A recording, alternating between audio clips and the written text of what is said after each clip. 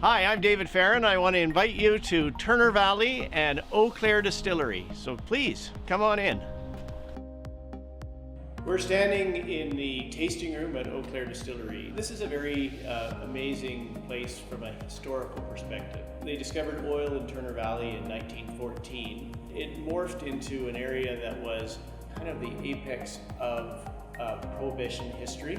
And Prohibition history, of course, is something that we're very attuned to. We're very unique in how we produce. So a lot of what we produce is done with horses. I think we're the only distillery that uses the traditional methods of farming in the world, and really gives us that special flavor that you enjoy in every Eau Claire drink. The distillery equipment itself is just amazing because it's all beautiful copper. It was handmade in Germany and is the best equipment that you can buy in the world.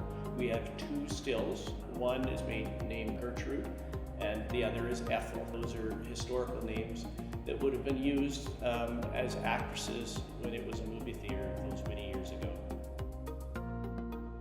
Okay, when I'm building a charcuterie board, I love variety. So even if you only have a little bit of cheese, you need to have 3 different kinds. Just to keep it interesting, your palate, you're always trying to kind of entertain your palate when you eat. You want to eat it, taste it, go, oh my God, that's great, but you want to change it up. You don't want to have the same thing the whole way through. So with the cheeses, that's always really important. And the meat side, I like at least 3 as well. That's kind of the rule of thumb. And then it's just a matter of what's available, what we can get. And right now, all the local stuff is starting to come out. We're gonna start getting beautiful vegetables, tomatoes. You can add all of that to this. But we're gonna show you the basic of what we've got in our organic box. Okay, so once you've got your charcuterie box, everything that's in it, you've got to kind of decide by looking at it what kind of board you can use. You can absolutely use a tray. If it's nice, intimate, little smaller version.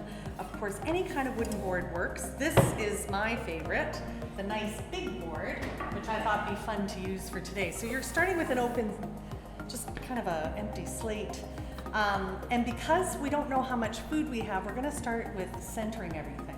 So you pull all the wonderful ingredients out. We've got this amazing Irving Farms. It's got the soppressata salami, which is amazing, spicy, good, all local, which is great. And then this pulbasa, which of course would have a nice kind of great flavor, really showcasing the pork. And again, local, which is great. Oh look, we've got a cracked peppercorn and apple jelly, yummy, from Wild Country Gardens. So that will be a nice dip. Edgar's Farms, one of my favorites. They do wonderful vegetables. Of course, asparagus season is coming up, but their pickled asparagus is amazing.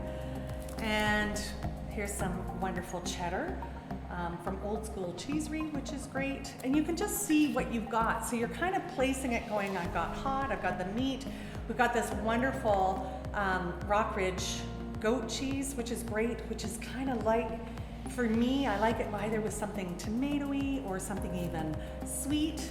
Oh, and then we've got this beautiful honeycomb from Good Morning Honey. We've got a whole cone. Oh my gosh, that's gonna be great. And then we've got more of this from the Old Cheesery. This has got like a goat cheese style, which is, oh, not goat cheese, sorry, brie style, which is gonna be lovely.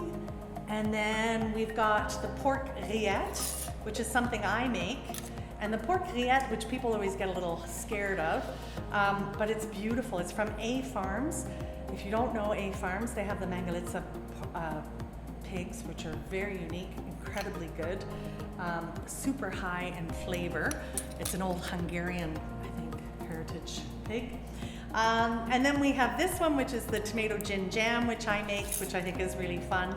It's got, of course, Eau Claire gin in it. So I love the smell of it. It's wonderful and it's sweet, so it's kind of fun. You can play around with it. Sweet goes really well with spicy. And then of course, Eau Claire spent green crackers, which it's a great way that they use up their product, and then they turn it into a beautiful cracker, which is gonna go on there as well. So now that I've got everything, I'm gonna take a moment and kind of open everything up, and then we'll put it together on the board. Put that here. And again, just by layering it up, You can squish it, you can do this to it, you can make it into little flowers. It doesn't, you know, when it's at room temperature, it's actually quite easy to work with. You can manipulate it a little bit.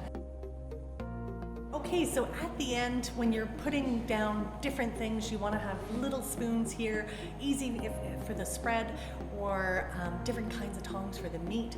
We often say have at least 3 cheese knives if you have 3 cheeses, so that you don't have people crossing over. Not that if it's friends you should be okay, but the idea is to really have it so that it's very simple for everybody to be able to maneuver around the board. The other thing is putting up little labels of what everything is. Of course, this is all local, so we always want to showcase them. So by putting up who it is, where it's from, what farm, it's a win-win for everybody. So the board's done, and it's got all sorts of different kinds of fun flavors. So we've got the creamy goat, we've got the soppressata, which is really hot and spicy. So what would be the perfect cocktail? I think the honey is amazing with it. This martini is made with Saskatoonberry honey gin, and it's something that we make here, and we use the Saskatoons from the Saskatoon farm just up the road, and it's honey from the Chinook honey farm. And so both of those are very, very local, and it gives it a great flavor.